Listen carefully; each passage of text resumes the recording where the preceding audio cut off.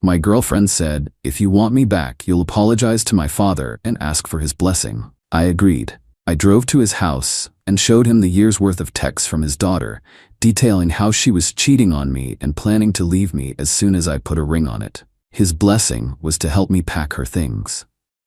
The fight that ended my engagement started, as most of our fights did, over something completely insignificant. It was a Tuesday night.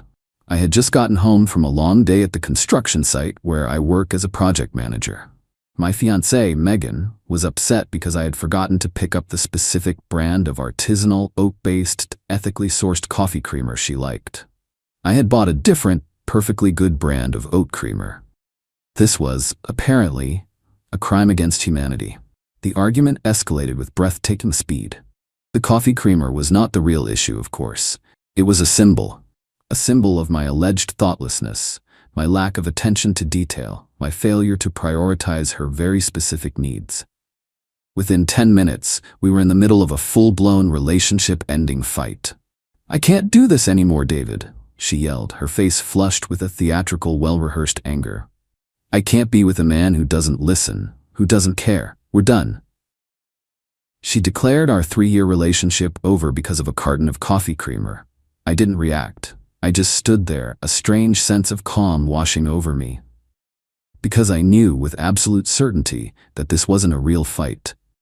It was a performance. It was the final scene of a play she'd been writing for over a year, and she had just delivered her big, dramatic monologue. I knew this because I had read the script. Let me explain. About a year ago, I discovered something by complete accident. We have a shared tablet, an iPad that usually sits on the coffee table. I picked it up one evening to look up a recipe. Her iMessage account was still open. The first message on the screen was from a man named Julian. It was a picture of them at lunch, a lunch she had told me was a work meeting. The message below it read, "Can't wait until you're finally free from that boring project manager, and we can do this every day." My heart hammered in my chest. I scrolled up, and there it was, a year's worth of their conversations, a detailed, time-stamped chronicle of her affair. But it was more than just an affair. It was a plan, a cold, calculated financial and emotional exit strategy. They mocked my job, my friends, my quiet, stable life. They detailed their secret meetings, their weekend trips, and they laid out their future. The plan was simple. Megan would continue to live with me, enjoying the financial security of my steady income while I saved up for an engagement ring. She was to push for a specific size and quality of diamond. The moment I put a ring on it, she would invent a massive relationship-ending fight, break up with me, and then after a respectable waiting period of a few weeks, she and Julian would go public. The ring was the prize, the seed money for their new life together. I sat there for hours that night, my world crumbling around me. My first instinct was to smash the tablet against the wall, to confront her, to scream. But my rage was quickly replaced by a cold, quiet, and deeply patient fury. A private confrontation would be her word against mine. She would lie, she would gaslight me, she would call me a paranoid monster for looking at her messages. No, a betrayal this profound deserved a more elegant, more absolute consequence. So, I made a decision. I would play my part. I would be the loving, clueless boyfriend, and I would collect the evidence. Every few weeks, when she was out, I would open the tablet and meticulously screenshot their ongoing conversations. I saved them to a secure, encrypted folder, organized by date. I watched their plot unfold in real time. I saw her complain that I wasn't saving for the ring fast enough.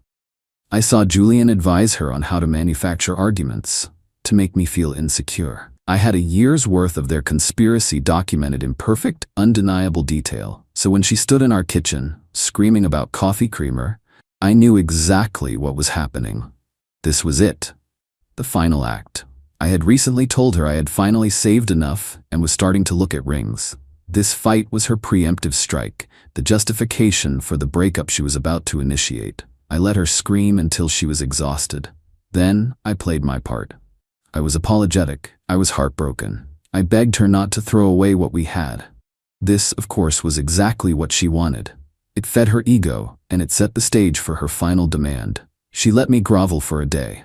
Then she came to me, her expression one of grave, regal seriousness. "If you are truly sorry," she said, "if you really want me back, there's only one way. My father is the most important man in my life. His opinion means everything to me. You need to go to his house, apologize to him for your behavior, and formally ask for his blessing to continue your relationship with me. I need to know he approves of you, that he believes you're man enough to deserve me." It was the most absurd, most outrageously manipulative demand I had ever heard. And it was perfect. Her father, Mr. Henderson, is a good man. An old-school, no-nonsense guy who built his own construction business from the ground up. He values honesty, integrity, and hard work above all else. He and I have always gotten along. He likes me because I'm a straight shooter. He has no idea his daughter is a viper. She thought she was sending me on a mission of humiliation. She thought I would go to her father, hat in hand, and beg, solidifying her power over me. She had no idea I was about to go to her father and present him with a detailed, undeniable dossier on the true character of his daughter. "Okay," I said, my voice full of a fake, defeated sincerity. "I'll do it. I'll go talk to your dad." Update 1. I gave Megan a full day to savor her victory. I let her believe I was a broken man, nervously preparing for my pilgrimage of apology. On Thursday afternoon, I called her father. "Mr. Henderson," I said, my voice steady. "It's David. Megan and I had a serious argument, and I believe I owe you an apology for the distress it's caused her. She also said it was very important to her that I get your blessing for our future. I was hoping I could come by this evening to speak with you, man to man." Mr. Henderson, a man who appreciates old-school formality, was clearly pleased. "Of course, son," he said, his voice warm. "My door is always open. Come by around 7. Before I left my apartment, I prepared my evidence. I had spent the last year compiling the screenshots into a single chronological PDF file.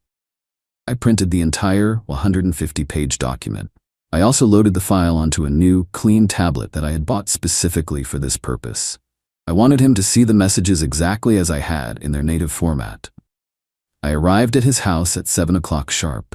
He welcomed me into his study, a warm, wood-paneled room that smelled of leather and sawdust. He offered me a drink, and we sat in 2 large armchairs.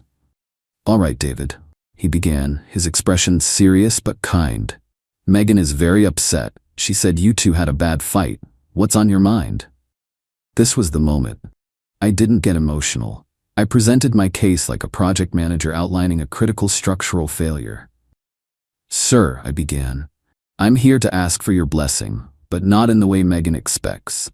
I'm here because I respect you, and because I believe you deserve to know the truth about the person your daughter has become.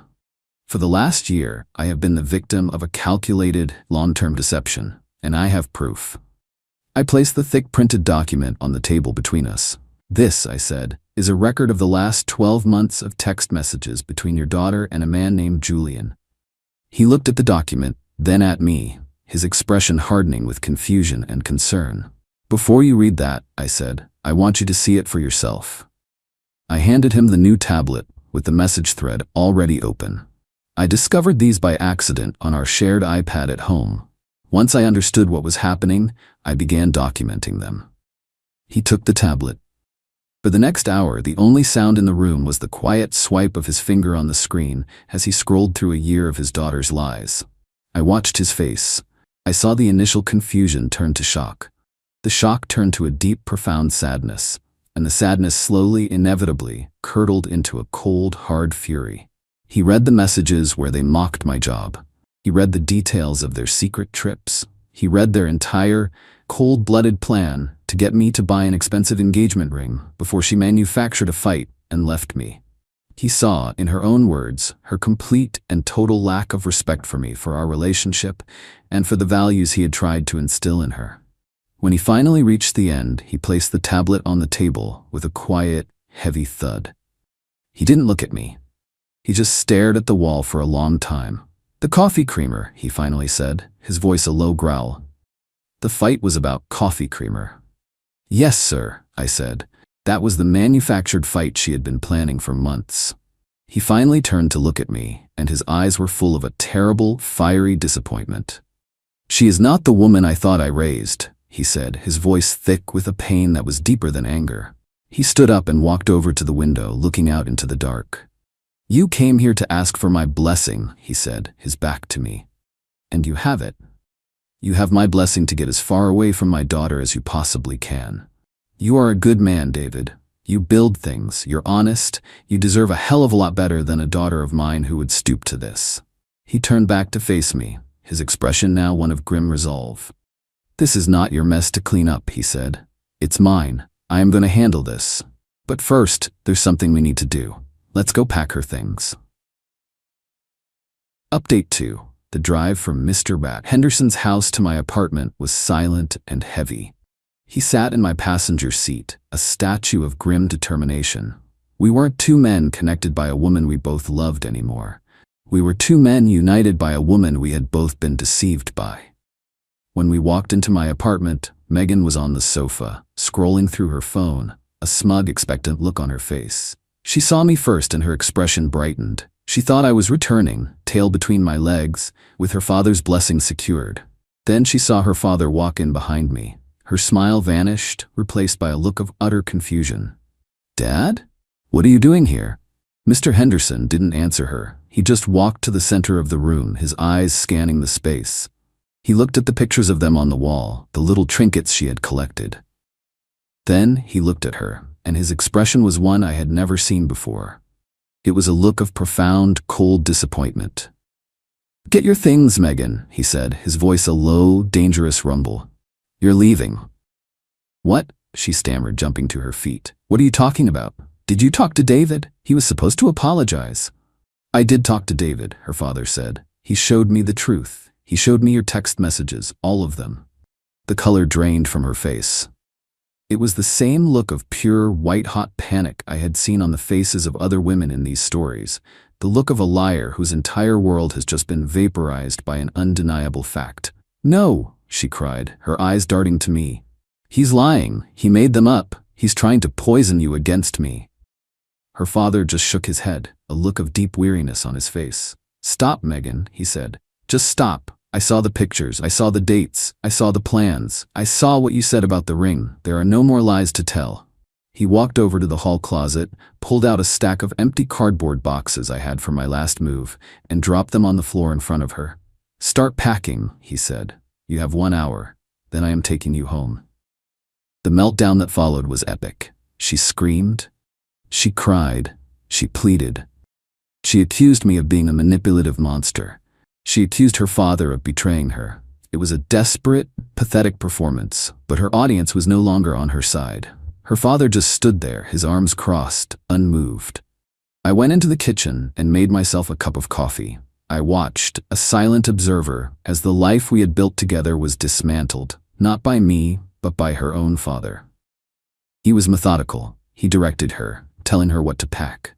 He was not cruel, but he was firm. When she tried to pack the expensive laptop I had bought her for her birthday, he stopped her. "That's not yours," he said. "You will take only the things you brought into this home and nothing else." An hour later, the living room was filled with boxes. Her father made her carry them out to his truck, one by one. As she was carrying the last box, she stopped in front of me. Her face was a mess of tears and rage. "I hate you," she hissed. "I know," I said calmly. Her father came back in for one last look around. He walked over to me and put a hand on my shoulder. "I am truly sorry, David," he said, "for everything." "I know, sir," I replied. "Thank you." He then walked over to the small desk where we kept our mail. He took out his checkbook, wrote a check, and slid it onto the counter. It was a check made out to me. The amount was substantial. "What's this for?" I asked.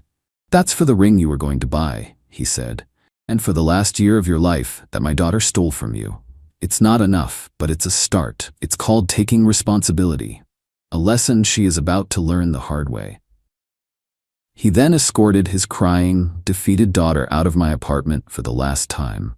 I stood at the window and watched as his truck pulled away, carrying her and the wreckage of her life with it. Final update. It has been 6 months since the night I have come to think of as the packing. The silence in my apartment in the days that followed was the most profound peace I have ever known. The chaos was over. The consequences, however, were just beginning to unfold. The first thing I did was cash the check from Mr. Henderson. I didn't want to at first. It felt strange, but then I realized he was right. It wasn't a payment, it was an act of honor. It was a father trying to right a wrong committed by his child. I used the money to pay off the last of my student loans and to book a long overdue trip to visit my own family. The story of what happened to Megan came to me through her father. He and I have stayed in touch. We meet for lunch once a month. He has become a friend, a mentor. He is a man of integrity, and he is grappling with the profound disappointment of realizing his daughter is not. He told me that the car ride home with Megan was a silent, miserable affair. When they got to her parents' house, he and her mother sat her down and laid out the new terms of her life. She was not welcome to stay there long term.